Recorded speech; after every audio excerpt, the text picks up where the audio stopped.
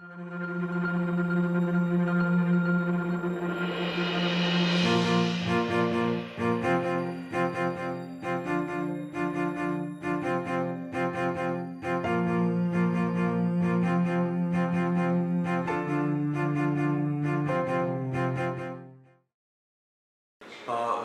slučaja odstrijeljene medvjedice u banjalučkom naselju Lazarevo pokazala se, da kažem,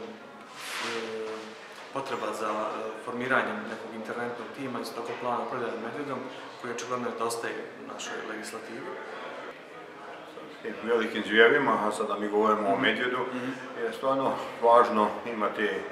jasnu strategiju kako s njima postupati. To svi europski propisi zahtijevaju i konvencije koje smo potpisali i mi u Hrvatskoj i ovdje u Bosni i Hercegovini. Očekuje se da postoji jedan jasan plan gospodarenja ili upravljanja medvjedom, koji onda uključuje niz stvari, od tijela koje to donose i provode, do ljudi koji kao interventni tim bi na terenu posredovali u nekim problemima i onih vještaka koji procjenjuju štete od medvjeda i lovci naravno koji onda provode onaj dio plana koji se tiče lovstva, ukoliko se odluči da medvjed bude lovna vrsta.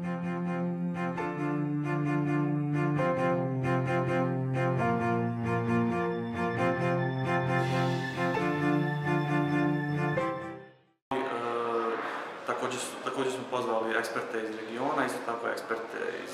zapadne Europe, da kažem, koji će nam, kažem, ukazati kako oni to rade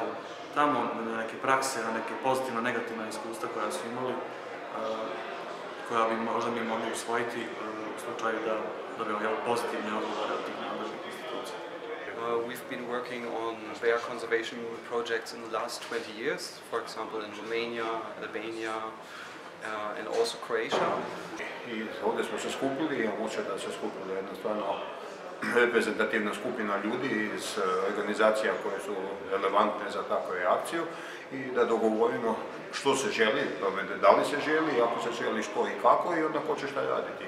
Today we are here on the initiative of Center for Environment in Banja Luka and the Ministry of Agriculture, Forestry and Water Management, and that we have the first meeting to discuss on how we can elaborate a management plan for brown bear together with all stakeholders.